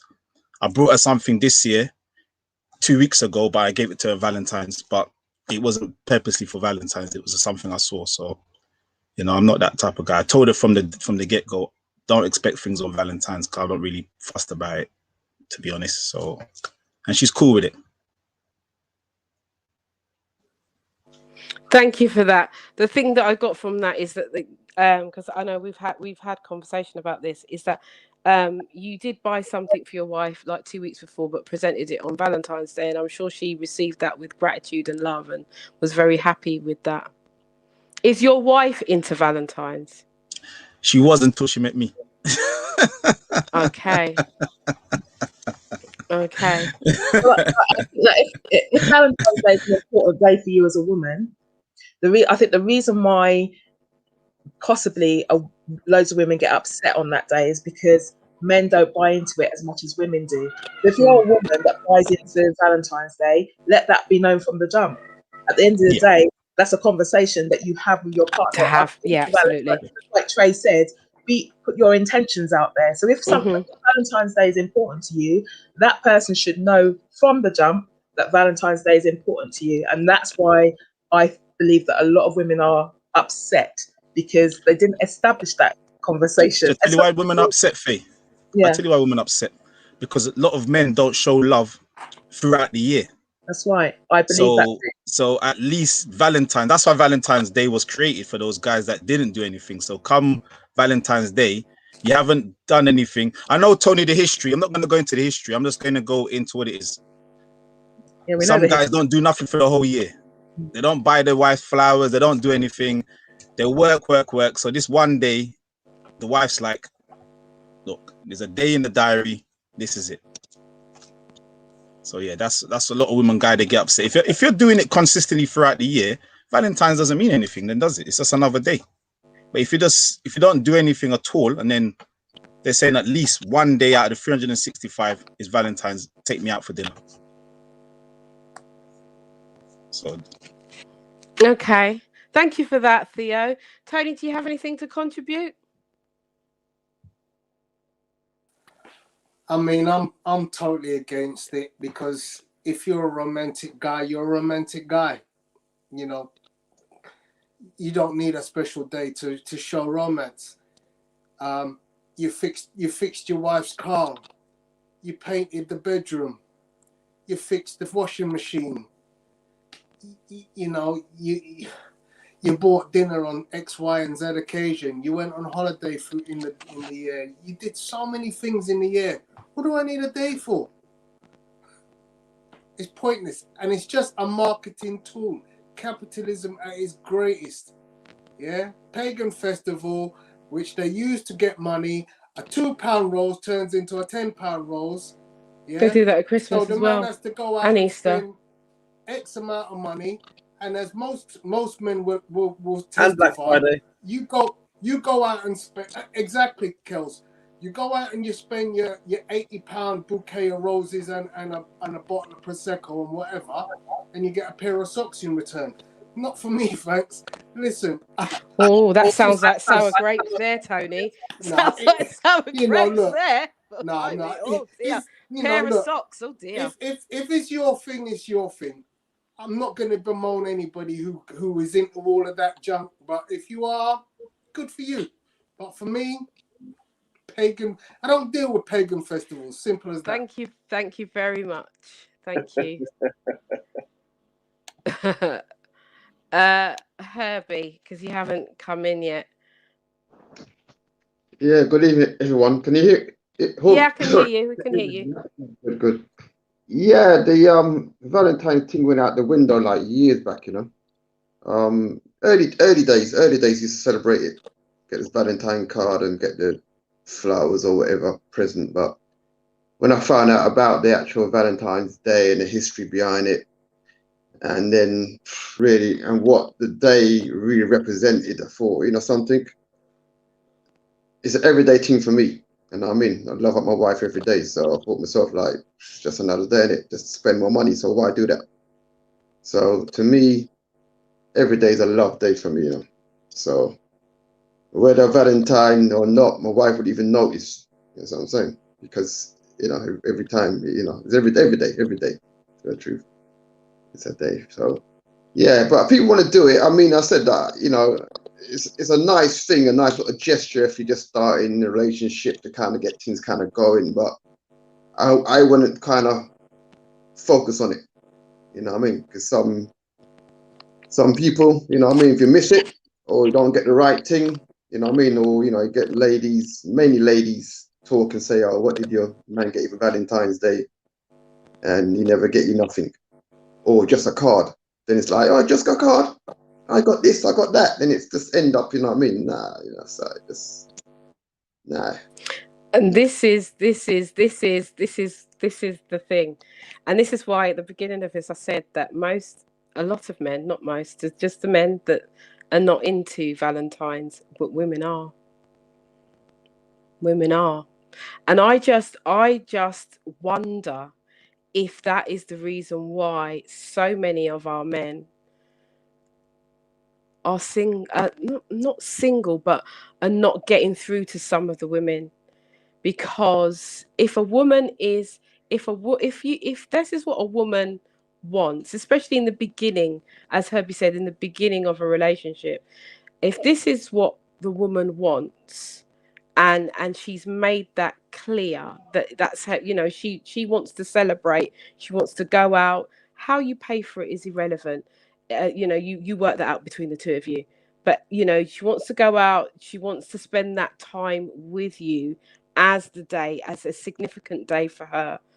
Why wouldn't you want to do that? And I hear the paganness and the this and the that, but there's lots of pagan festivals that, you know, that we get into. So for me, I'm just going to push that aside, because I think we have to get to the place where we can have a conversation about these things without making it like, oh, it's a foolish thing, it's an idiot thing. People have their own opinions. People believe in love, and they believe, for whatever reason, they believe that this day, as much as there's every other day, is they're showing love, but they want to have this time as well with everybody else, because globally it's the day of love globally, right? So I don't call it Valentine's. I call it Valentine's for marketing purposes, but for anyone that knows me will know that I call it the day of love. That is the day to celebrate. Like I'd celebrate my birthday, like I'd celebrate Mother's Day, like I'd celebrate Easter, like I'd celebrate Christmas, because none of these things actually happened on this day. They're just a representation of a thing. So, you know, and that's my question, you know, or my thoughts on the whole Valentine's thing. I mean, Kel's made some good points earlier on in terms of, you know, overthinking it. You know, it doesn't have to be so serious, and I don't think it has to be. But when I hear, you know, I heard someone say, I don't believe in it. No, I don't believe in it, and I'm not doing it, and but you know, but supposing it's important to your partner, supposing it is, do you compromise there, or do you just say, no, I'm sticking to my guns? So this is where I'm going to ask the two married people, if your wives were like, I'm really into it, would it be something that you would subscribe to keep her happy? Well, the thing is, it'll just be doing it for doing its sake, to tell the truth. You know what I mean? I wouldn't sort of like, if it's something for her happy and she liked it, you know what I mean? Yeah, I mean, I wouldn't say, oh, I'm not gonna do it. You know what I mean? If you want roses or something on that certain day and stuff to make her feel good, and probably tell her friends that she gets something, then, you know what I mean, it's not going to bother me. I'll buy the thing and get the card or whatever. But you know what I mean, I'll have a discussion about it to sort of say, well, this is not really like what I like to do, and you know what I mean, not feel happy with it. But if it's something you want to do, you know what I mean, you know, there's things you do that you don't really want to do. You know, you might want to buy your wife a new pair of shoes, what costs X amount of money, and you're thinking, well, I don't really want to do this, but you like the shoes, and you know he's gonna wear two tie and put one side, but you like the shoes, so you buy it, keep happy in it. So there's some things just do, but yeah, I'll have a conversation to sort of say, well, you know, because you said, Herbie, that you used to do it, but I know that you and Michelle have been married for a long time, so there would have been discussions and around it. So I know you used to do it, and so you did it for a reason back then. Yes, and it was like a special day. I think sort of years back it was a bit more kind of like a genuine thing. You know what I mean? You know, and people used to get cards, and you know, your Valentine, you never used to know who they were from. You know what I mean? Even before like married and all that, you get Valentine's card. It's like, who's his Valentine card from? You know what I mean? And it was a I don't know if it's still apparent today, where a woman can propose to a man. You know what I mean? On that day as well. So there were certain benefits. I mean, in courting is quite good, because it's a time when you can kind of just, if you like a lady But like a man, you can kind of get an opportunity to sort of like, you know what I mean, send them a card and, you know, you can make it Anonymously. anonymously, or you can put it, Yeah. you know what I mean, like anonymously, but basically kind of like a little clue that they know who it's from, you know what I mean? Mhm. But yeah, it's, to me, it's just like, it's like a fun day thing still, but you said I wouldn't take it seriously, you know what I mean? I wouldn't really. But yes, if my wife was into that, it would be, yeah, I wouldn't not do it, you know what I mean, for the sake of just not doing it, you know what I mean? She like that, just go along with it. Okay. Yeah, have a conversation. Thank you for that, Herbie. As you mentioned about the anonymously, or I don't know which one. Therapeutic Melon says, I remember being in school and we would send and receive Valentine's cards, but usually anonymously.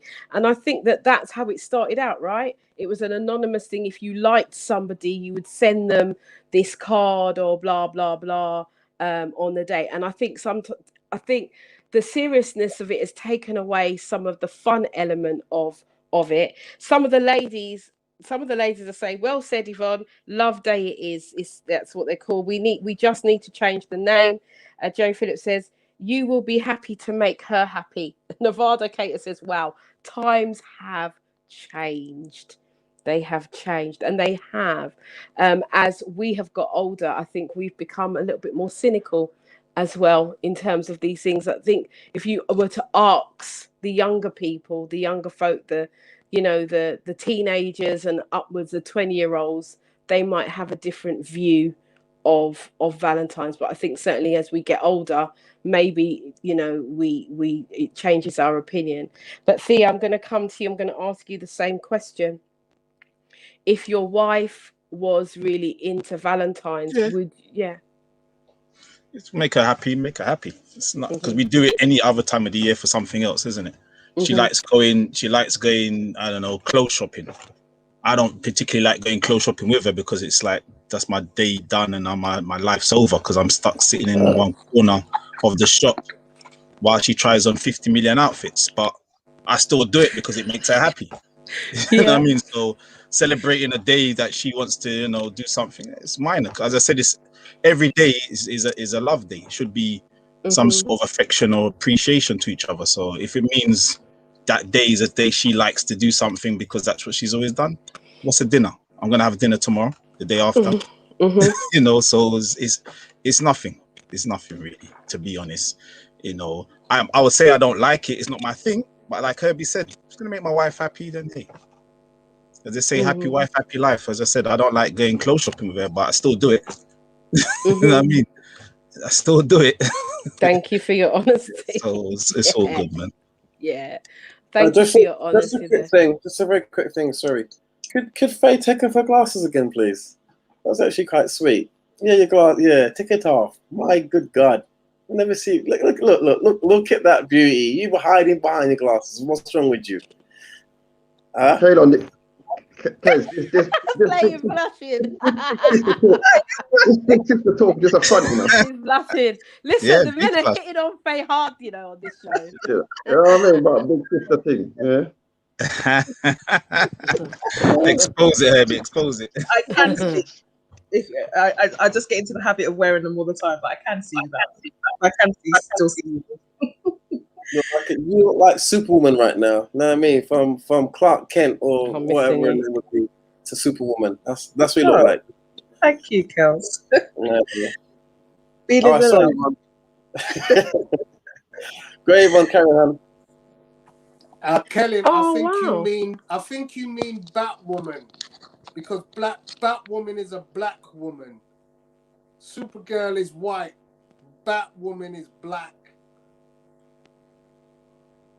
For those Marvelites and the DC people who know, those who know, Batwoman is black.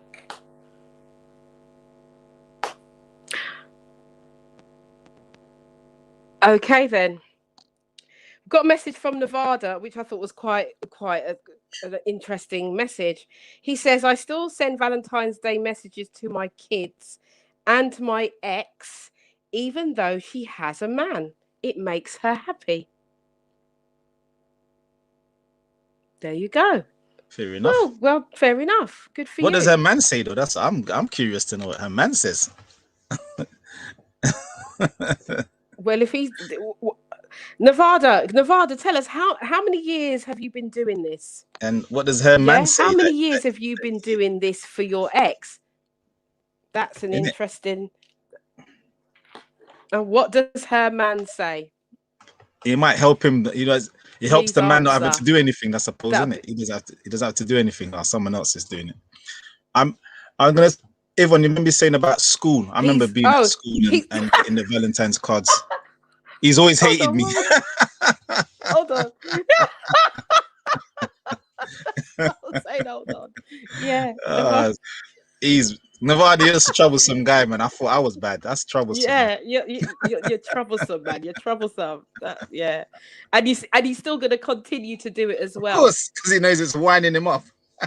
Yeah. Oh, good for you. Good for you. He says him jealous. Yeah. Keep sending them. If that's what makes it, if you want to keep the mother of your children happy, then you keep her happy.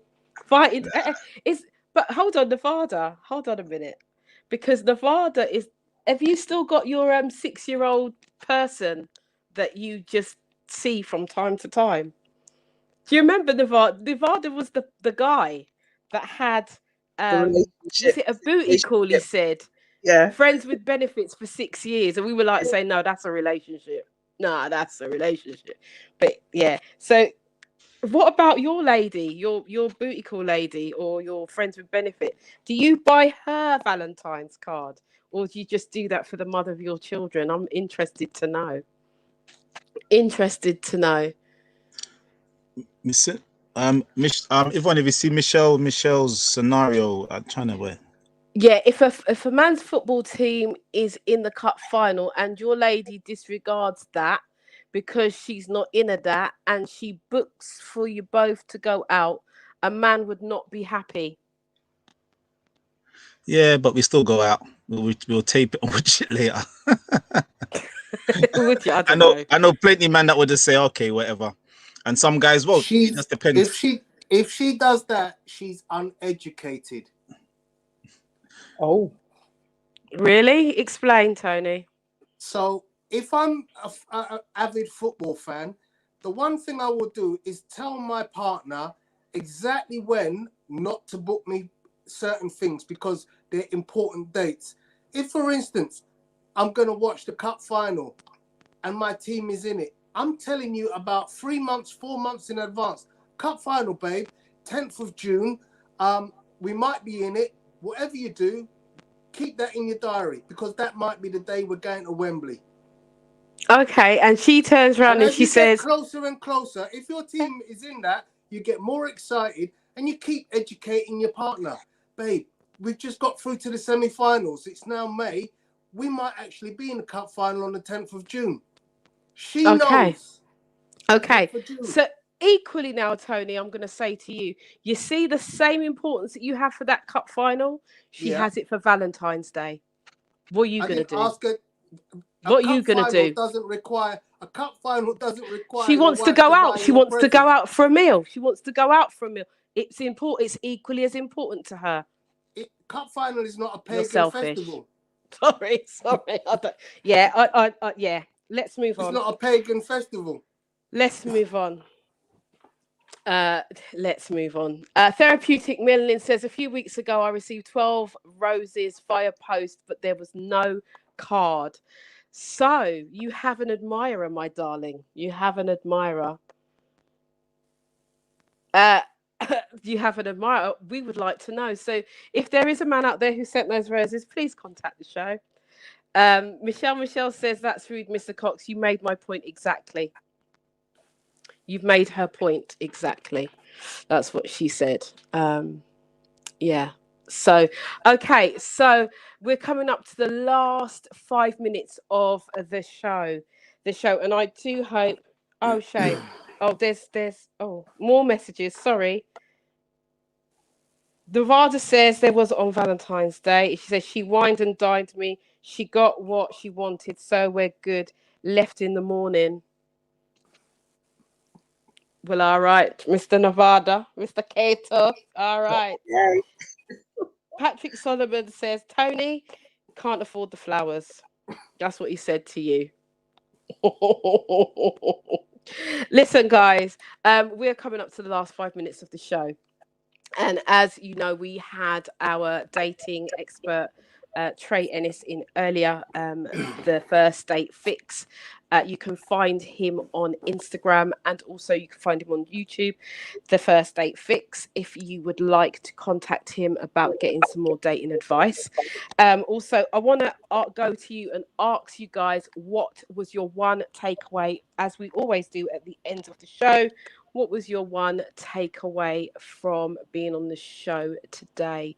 So I'm going to start at the bottom and work my way up. So I'm going to start with, well, Theo, I know you've just come in. So is there anything that you got from today? Were you listening, Theo? I was listening to bits because I'm in the studio. Just a little bit. I caught some. What was it? He said something towards the end. I think he was giving some dating tips to. Is it therapeutic melanin? He was giving some tips. I'm trying to remember what the tip was now. I should have wrote it down. But the tips he was giving was, I think it was very, very, very good. But the 3 months rule, yeah, I definitely know about the 3 months rule. I was one of those 3 months rule kind of guys. So yeah. The 90 days. 90 days, yeah, I know about that. So yeah. So I heard him mention that. I went, oh, that was I didn't know what he was saying around about it, but I was definitely one of those guys after 3 months, yeah. Things had to kind of pull away. But yeah, he sounded interesting. I didn't get to hear most of it, so it was quite interesting. I heard. Good, lovely. Thank you for your input. I might get some dating tips and use them on my wife. That's right. That is right. That's where you use them. That's right. Anthony McGregor says it's been great. Chin chin. Chin chin to you, my friend. Thank you for being here. Tony, any takeaways? Just like literally just listen to what the man said. I let him talk because he was throwing pure gems. You know, listen to what he said. He didn't say nothing that was wrong. Some people might say some of what he was saying was controversial, but it wasn't wrong. Thank you. Delroy? You got a different thing now? You're still muted, man. You're mute, Delroy. Okay, all I have to say is, although I don't believe in Valentine's, you know, at some point in your life, you still have to compromise and take out your partner and give her a good time. Even if it's on Valentine's Day, you have to do it, you know. It just make life easier, you know. But make her aware in the beginning that it's something you're not into, but make special time sometime. That's all I can say. Lovely. Thank you. Patrick Solomon says, lovely smile, Faye. Kellyon, I'm coming to you next. Can you see me? Am I moving, yeah? Yeah, you're moving. Oh. We can see you. For some reason I froze. Okay, good. All right. Yeah, I thought bringing on Trey was a fantastic idea. It was brilliant, I say, and very much was very well balanced.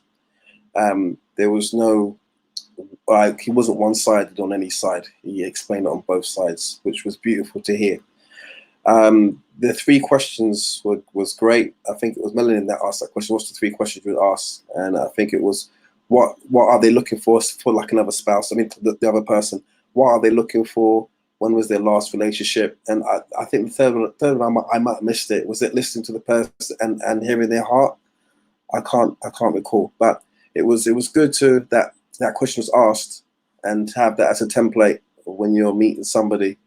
Make sure that those questions are asked so you know where it could possibly go. So brilliant.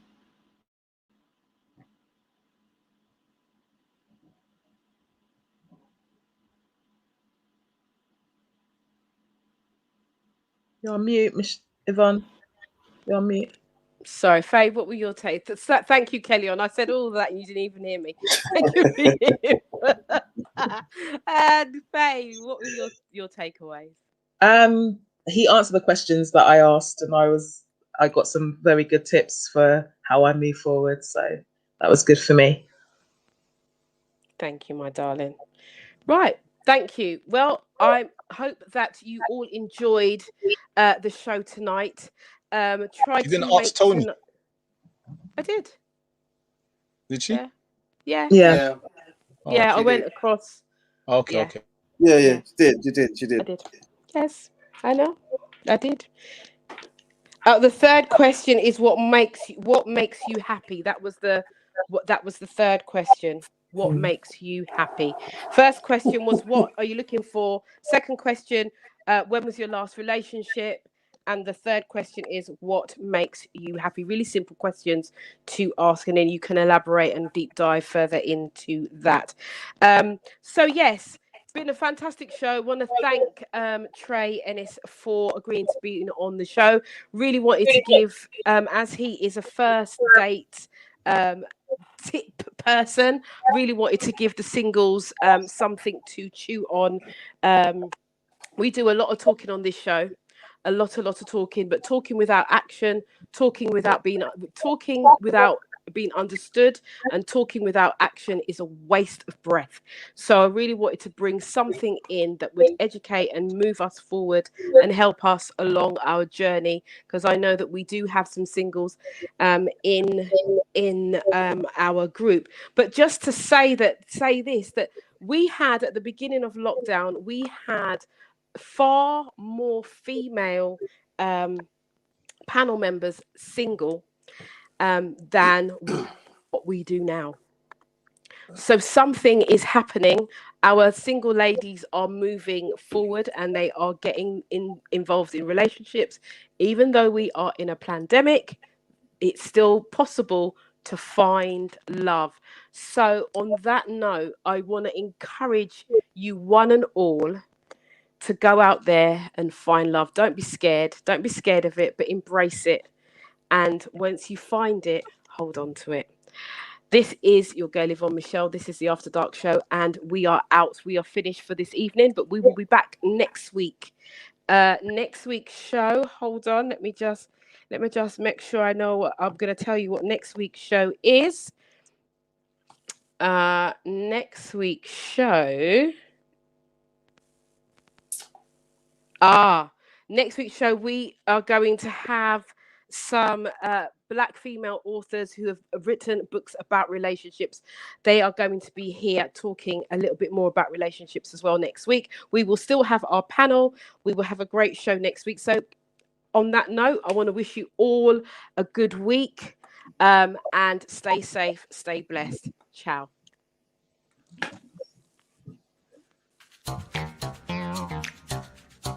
You ready? You got me running, got me running. Shake it, shake it, shake it.